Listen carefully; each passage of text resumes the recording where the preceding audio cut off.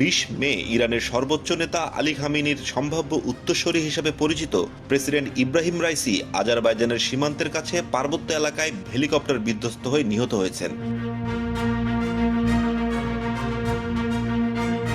তার মৃত্যুতে শোক জানিয়েছে বাংলাদেশের প্রধানমন্ত্রী শেখ হাসিনা, ফিলিস্তিনের প্রেসিডেন্ট মাহমুদ আব্বাস, রাশিয়ার প্রেসিডেন্ট ভ্লাদিমির পুতিন, তুরস্কের প্রেসিডেন্ট রিসেপ তাইয়েপ এরদোয়ান, আরব লীগের প্রধান আহমেদ আব্দুল খেইত, ইতালির প্রধানমন্ত্রী জর্জিয়া মেলোনি, ইউরোপীয় কাউন্সিলের সভাপতি চার্লস মিশেল, জাপান সরকারের মুখপাত্র ইউশিমাসা হায়াশি, ভারতের প্রধানমন্ত্রী নরেন্দ্র মোদী সহ আরও অনেক দেশ।